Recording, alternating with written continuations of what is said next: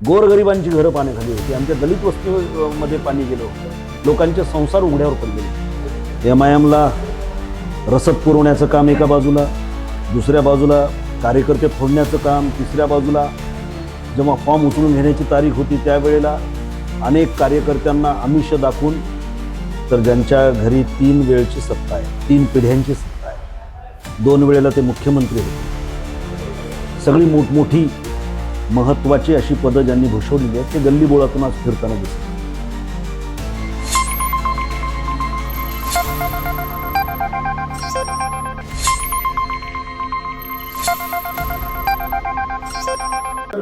नमस्कार, मी बसवंतवाडी शेगावकर, BPS मराठीचा हा विशेष भाग.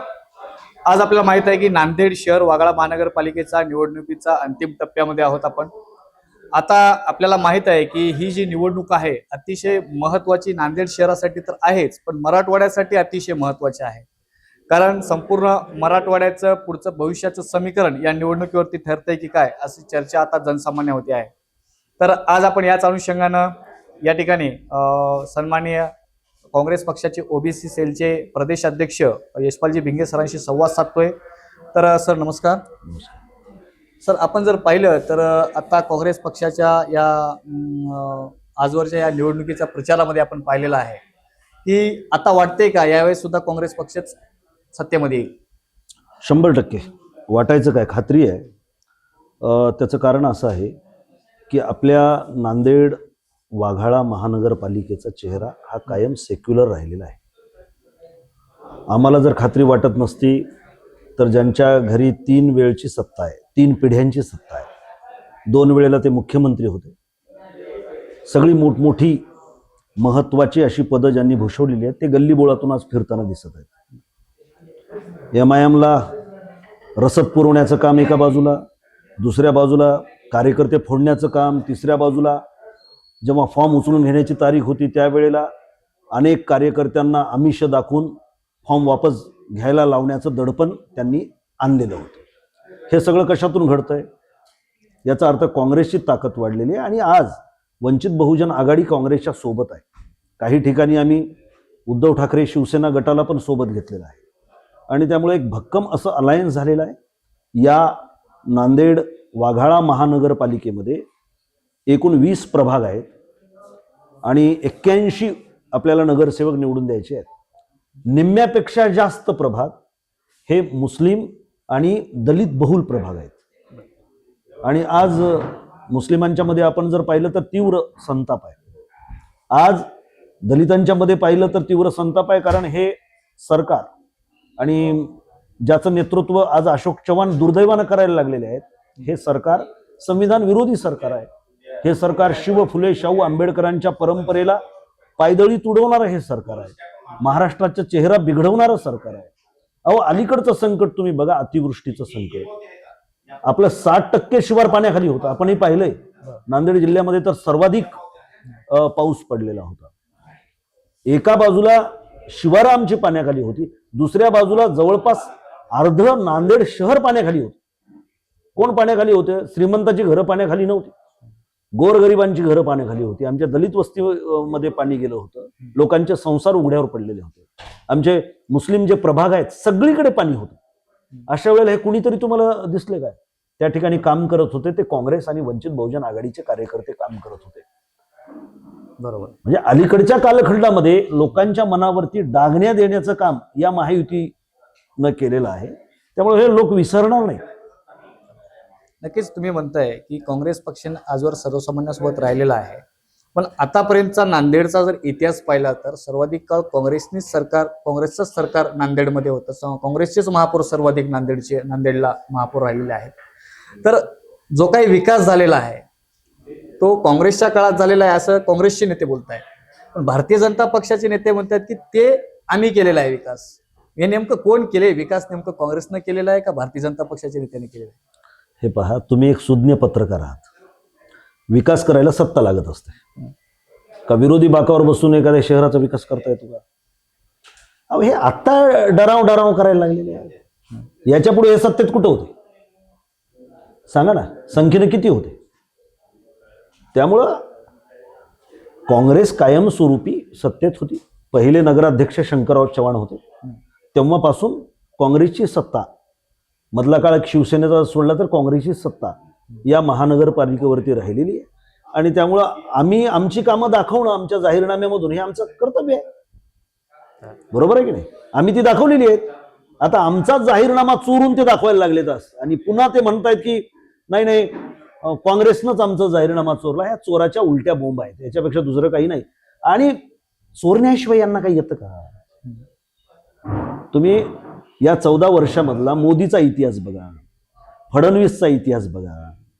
सतत चोऱ्या करणं म्हणजे उदाहरणच तुम्हाला द्यायची जर झाली तर ही मतांची चोरी करतात, पक्षांची चोरी करतात, कुणाच्या बापांची चोरी करतात, कार्यकर्तेच पळवतात, है ना, लोकांचे अजेंडे चोरतात. नेहरूजींनी काम केलेलं आहे ते काम न सांगता आम्ही केलं असं सांगतात. नेहरूजींचं काम हे चोरतात. कधी कधी गांधीची फोटोच तिथं लावतात, गांधीलाही चोरण्याचा प्रयत्न करतात. गोळवलकरच्या बाजूला डॉक्टर बाबासाहेब आंबेडकरांची प्रतिमा लावतात. आमच्या परंपरा चोरण्याचा प्रयत्न करतात. पहिले हे पाकिट मारत होते, आता हे डाके घालायला आहे. तेवढाच त्यांची पदोन्नती झालेली आहे ना. आणि इथे मोठा डाकू भेटलाय त्यांना, म्होरक्या, है ना. आणि त्यामुळं मग जनाची नाही मनाची नाही. आपण काय करतोय, काय वागतोय, काय बोलतोय याचं अजिबात भान नाही. पूर्वी अशोक चव्हाण जरा संतुलन ठेवून बोलायचे, कारण काँग्रेसच्या परंपरेमधले ते नेते होते. आता त्यांनी परंपरेचे दोरच कापलेले आहेत आणि त्यांनी परंपरेचा कोणता स्वीकार केलाय? अनिती माणसं ज्या पक्षामध्ये आहेत, है ना. स्वर्गीय विलासराव देशमुखांच्या बद्दल इतक्या खालच्या पातळीवर तुमचा अध्यक्ष बोलतोय, याच्यावरून तुमच्या पार्टीचं चरित्र कळतं. त्याचा सगळ्यांना राग आलाय की नाही आलाय? आणि त्यामुळे पहिलं संतुलित बोलायचे ते आता तेही म्हणायला लागले की खा कुणाचंही मटण आणि दाबा कमळाचं बटन. हे अशोकरावांकडून आम्हाला अशी अपेक्षा नव्हती.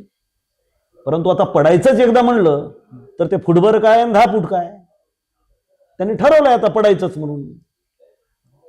आणि असा पडित नेता जर इथं भाजपचं नेतृत्व करत असेल तर लोक बघतायत ना, लोक वेडे नाहीत ना. लोकांना कळत नाही का कोणत्या आधारावर हे निवडणुका लढवत आहेत? यांच्याकडे सत्य आहे का? फक्त सत्तेसाठी असत्याची कास धरून पैशाच्या जोरावरती लोकांना फोडून लोकांचे बी फॉर्म पळवणं आहे ना. बालाजी कल्याणकरांचं वक्तव्य तुम्ही ऐकलं की नाही? अहो अशी पद्धत राहते काय? आता तर ते त्यांच्या जोडीला बसून राज्याचा गाडा हाकायला लागलेले आहेत. एकनाथराव शिंदेचे ते आता कार्यकर्ते आहेत, आपले आमदार, तर ते रडवेला चेहरा करून म्हणत होते किंवा असं असते का कुठं की बी फॉर्म घेऊन उमेदवार पळवला जातोय? काय हे सगळे अनागोंदी चालू आहे. माणसात माणूस या फडणवीसनं ठेवला नाही ना. आणि सतत विचका करत आलेले आहेत लोक. जेव्हा जेव्हा यांच्या हातामध्ये सत्ता जाते त्या वेळेला ते समाजाला कलंकित करतात, देशाला कलंकित करतात. हा यांचा इतिहास आहे. आणि त्यामुळे हे जंतू आता नांदेड वाघाळा महानगरपालिकेत शिरणार नाही याची काळजी मतदार घेणार आहे. आम्हाला बोलून दाखवतात लोक, येऊ द्या त्यांचे किती पैसे, पण आम्ही यांना, या चोरांना आम्ही मतदान करणार नाही असं बोलतायत. यांचं क्रेडिट घसरलेलं आहे. आणि त्याच्यामुळे इलेक्शन कधी डिक्लेअर करायचं यांचे आडाखे आहेत. निवडणूक आयोग यांचा बगलबच्चा झालेला आहे. मग लोकांच्या मध्ये आपल्याबद्दलची भावना नाही हे यांना माहिती आहे. त्यामुळे निवडणुका पोस्टपोन करणं. मला तुम्ही सांगा की 70 नगरसेवक यांनी बिनविरोध काढले. मग तुम्हालाही पत्रकार म्हणून प्रश्न पडला पाहिजे ना, या 70 बिनविरोध नगरसेवकांच्या मध्ये महाविकास आघाडीमधल्या घटक पक्षांचे किती नगरसेवक आहेत?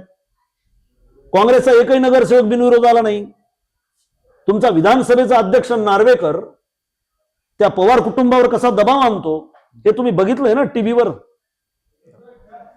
परंतु आता एकदा कमरेचं काढून डोक्याला गुंडाळल्यानंतर काय मग लाज नाही, शरम नाही, अशी परिस्थिती आहे. लोकशाही धाब्यावर बसवलेली आहे. संविधानाला तर हे मानतच नाहीत आणि जनतेला गिनत नाहीत, अशी परिस्थिती आहे. परंतु नांदेडची जनता ही लढाऊ जनता आहे, संघर्ष करणारी जनता आहे, धक्के देणारी जनता आहे, चमत्कार घडवणारी जनता आहे. यांच्या भूलथापांना आणि यांच्या आमिषाला बळी न पडता हे लोक यांच्या विरोधामध्ये मतदान करणार आहेत. हे वार्डामध्ये फिरत असताना जाणवतं. आपण पाहिलं तर देवेंद्रजी फडणवीस यांची सभा नांदेडमध्ये झाली. त्या सभेदरम्यान त्यांनी असं बोलले की भारतीय जनता पक्षाचं सरकार आल्यापासूनच शहरांना निधी मिळायला लागली, त्यापूर्वी काही निधी मिळतच नव्हती, किंवा अशोकराव चव्हाण ज्यावेळेस मुख्यमंत्री होते त्यावेळेसच निधी दिलेले, त्याच्यानंतर किंवा पहिलं किंवा नंतर काय निधी दिली नाही. मी या संदर्भात तुमचं काय मत आहे? हे बघा, खरं तर थोडंसं त्यांच्या सभेच्या पार्श्वभूमीच्या संदर्भामध्ये बोलायला पाहिजे. जसं की आता काय पत्रकार विचारतायत आम्हाला की का हो तुमच्या पक्षाचे मोठे नेते येत नाहीत. अहो, आम्हाला गरजच नाही कोणाची. आता त्यांना माहिती आहे ना, इथं आम्ही ज्या ताकदीनं लढायला लागलो, सामान्य कार्यकर्ता लढायला लागलेला आहे. प्रत्येक जण नेता आपापल्या जिल्ह्यामध्ये किती ताकद लावतो हे तुम्ही बघा. इथे मुख्यमंत्र्याला सभा का घ्यावी लागते? इथं तर 2 वेळेला मुख्यमंत्री असलेले अशोक चव्हाण आहेत ना, त्यांनी ही धुरा सांभाळलेली आहे निवडणुकीची.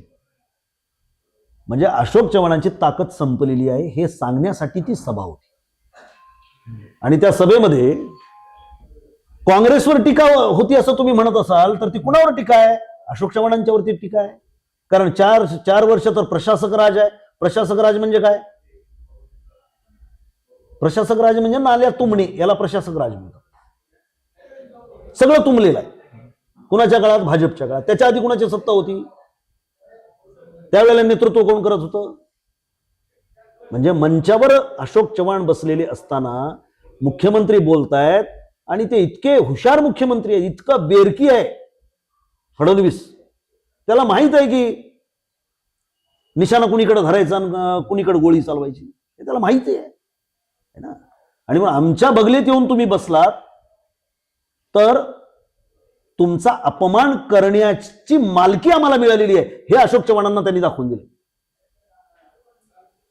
की तुम्ही आमच्याकडे आलात म्हणजे काय लगेच हे झालं नाही. तुम्ही आता आमच्या हाताखाली काम करणार आहात. तुम्हाला आम्ही त्यावेळेला म्हटलं होतं ना की तुम्ही लीडर नाहीत, तुम्ही डीलर आहात. तर तुम्ही आजही डीलरच आहात. लीडर आम्ही आहोत हे सांगण्यासाठी ती सभा घेतली होती फडणवीस. आणि त्यामुळे काँग्रेसच्या काळामध्ये काय झालं आता जनता ठरविल ना. का तुमच्या प्रशासक राजात काय राजा ज्या वेळेला होतं त्यावेळेला काय झालं होतं हे पण जनता बघते ना. नक्कीच. इथे कुणाचाच कुणाला पायपोस नाही. मला तुम्ही सांगा, चैतन्य देशमुख आमचे मित्र इथं भाजपला उभं करण्यासाठी त्यांनी खस्ता खाल्ल्या. त्यांच्यासारखे अनेक कार्यकर्ते त्यांच्या जोडीनं काम करीत होते. सगळ्यांची तिकीट कापली गेली. म्हणजे अशोक चव्हाण हे आजही आमचंच काम करतायत, काँग्रेसचंच काम करतात असं म्हणावं अशा पद्धतीचं त्यांच्या इथं कत्तली चालू आहेत भाजपच्या कार्यकर्त्यांच्या, संघाच्या कार्यकर्त्यांच्या. आणि ते सगळी लोक म्हणायला लागलेली आहेत हा धोंडा उरावर घेऊन आम्ही परेशान झालोय. कार्यकर्ता 5 वर्ष मेहनत करतो, ही कार्यकर्त्यांची निवडणूक आहे, त्याला अपेक्षा असते. जुन्या कार्यकर्त्यांना तुम्ही तिकीट दिलं, बाया ढसा रडायला लागल्यात, आरोप करायला लागलेले आहेत. अशोक चव्हाणांनी सगळी भाजप ताब्यात घेतली म्हणायला लागलेले आहेत. त्यांचे आरोप तुम्ही देखील ऐकलेले आहेत. आणि हे फक्त नांदेडमध्ये झालं नाही, जिथे जिथे आमचे काँग्रेसचे हे गलेलट्ट हत्ती तुम्ही घरामध्ये घुसून घेतलेत तिथं तिथं घर तुमचं मोडणारच आहे. वेगळं सांगण्याची गरज आहे काय? आता आपण पाहिलं तर निवडणुकीच्या पूर्वी म्हणजे काही दिवसाच्या पूर्वीच काँग्रेसचे अनेक पदाधिकारी अचानकच काँग्रेस पक्ष सोडून भारतीय जनता पक्ष किंवा इतर पक्षात गेले. काय मग या मागचं काय कारण असं? तेच आहे कारण काय, त्यांनी ठरवलं की त्यांना वाटलं की बाबा अशोकाच्या सावलीखाली आम्ही आतापर्यंत होतो, आता अशोकाचं झाडच मुळासकट निघून गेलंय, तर मग आता जरा ऊन लागू नये, कारण त्यांना सवयच नाही उन्हात राहण्याची, संघर्षाची. त्यांचा आशीर्वाद मिळाला की हे निवडून आले. सगळा खर्च पाणी त्यांचा. मग आल्यानंतर फक्त सह्या घ्यायच्या, एवढं त्यांचं काम.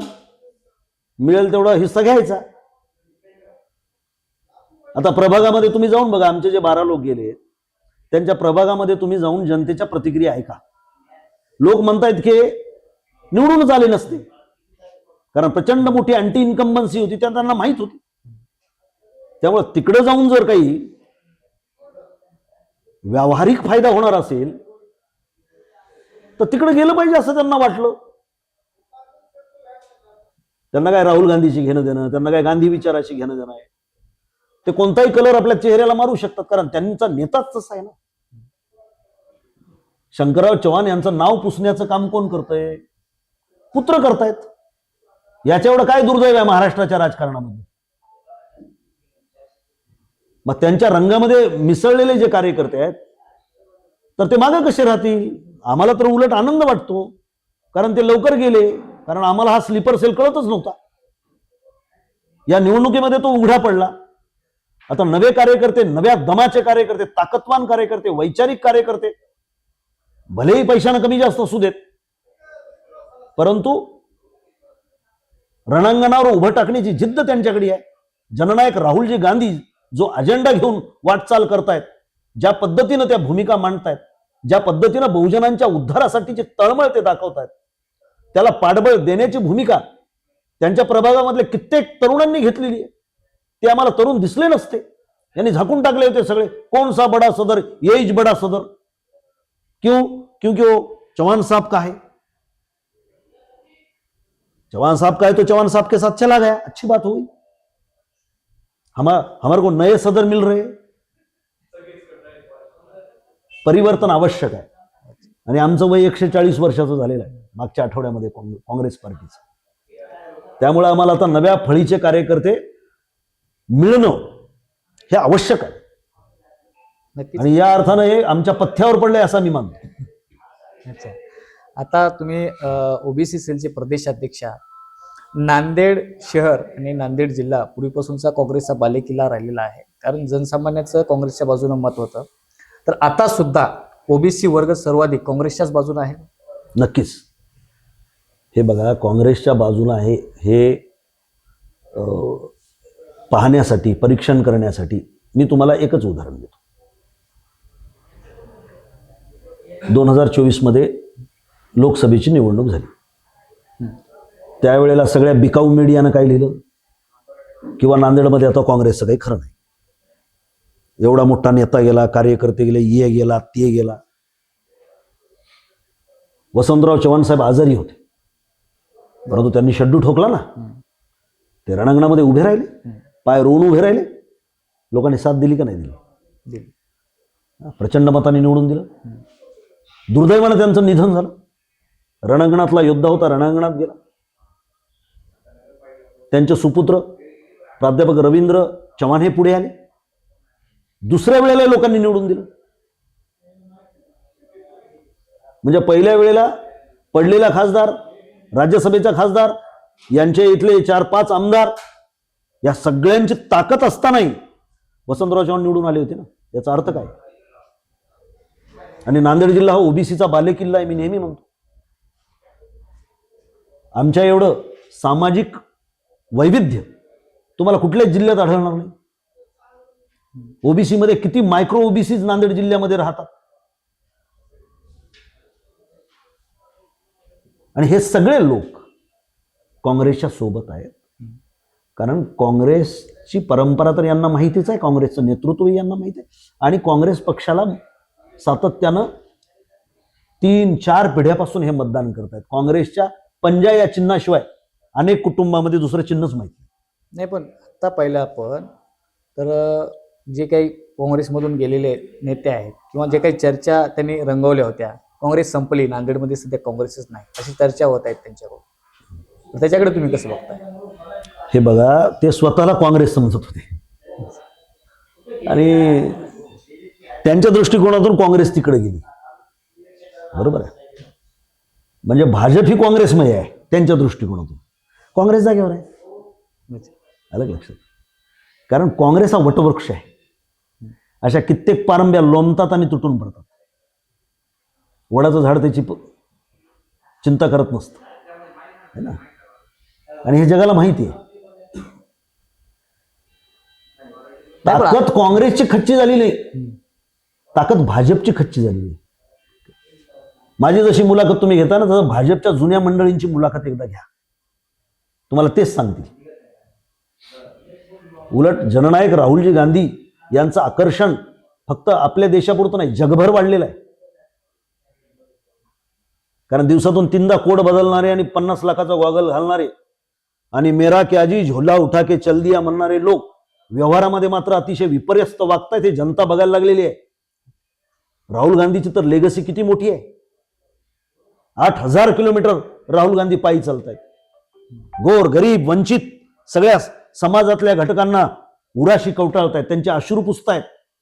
जिथे जिथे अन्याय झाला राहुल गांधी तिथे गेलेले आहेत. त्यांनी संघर्ष केलेला आहे. हा आजच्या काळातला संघर्ष योद्धा आहे खऱ्या अर्थाने. आणि त्यामुळे राहुलजींनी आम्हाला सांगितलेलं आहे की उडाले ते कावळे, राहिले ते आपले मावळे. आणि महाराष्ट्राची परंपरा आहे की विपर्यस्त परिस्थितीमध्ये महाराष्ट्रातली माणसं जास्त ताकदीने लढतात. आणि नांदेड जिल्हा तर दुहेरी आक्रमणाखाली होता. दोन्ही वेळेला इंग्रजांच्या सोबतही आम्ही लढलो आणि निजामी राजवटीमध्ये सुद्धा हे लढले. आम्ही हिंदू मुसलमान सगळे मिळून लढलो. कारण आपण स्वतंत्रता प्रिय लोक आहोत. आपल्याला दडपशाही चालत नाही, आपल्याला गुलामगिरी चालत नाही. तो आपला स्वभाव आहे. आणि म्हणून तुम्ही जेवढे म्हणाल काँग्रेस संपली, तेवढी काँग्रेस अधिक ताकदीने उभी राहील. आणि आम्ही उभी करू, तुम्ही उभे कराल, नवीन तरुण पोरं उभी करतील. कारण अतिरेक झालेला आहे सगळ्या गोष्टीचा. आता ही महानगरपालिकेच्या निवडणुकीमध्ये आपण पाहतोय की युतीतलेच पक्ष आज नांदेडमध्ये स्वतंत्र लढून महापौर बनवण्याच्या रेसमध्ये धावत आहेत. आमचा पक्ष मोठा, तुमचा पक्ष मोठा. त्यामध्ये काँग्रेसची बाजू काय? आमची बाजू तर सगळ्यांना माहिती आहे.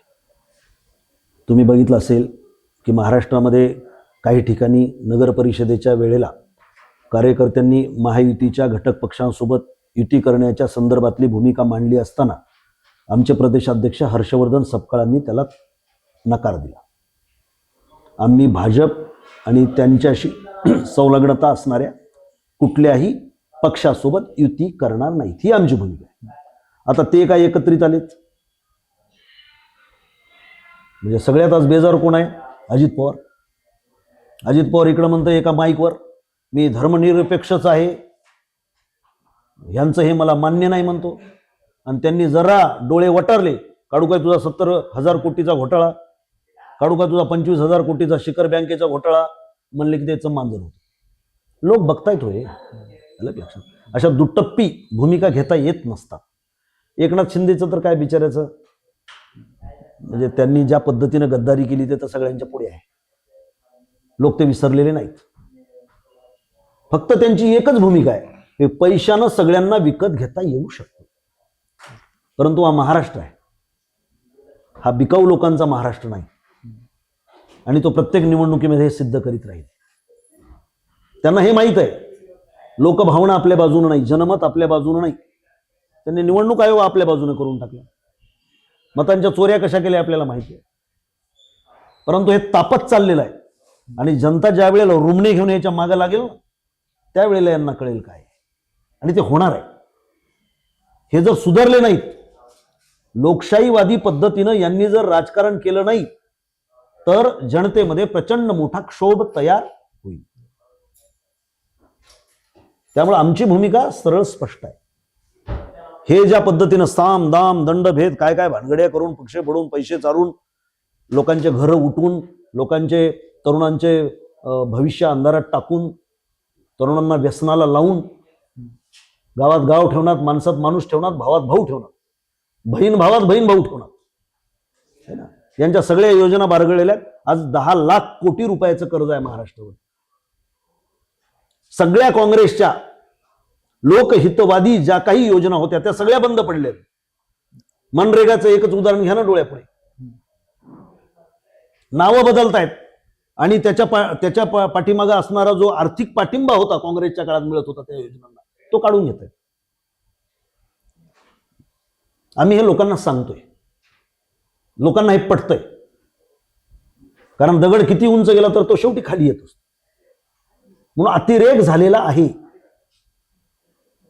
आणि म्हणून जनता हे सहन करणार नाही. जनता याला निश्चितपणानं धडा शिकवेल. नक्कीच.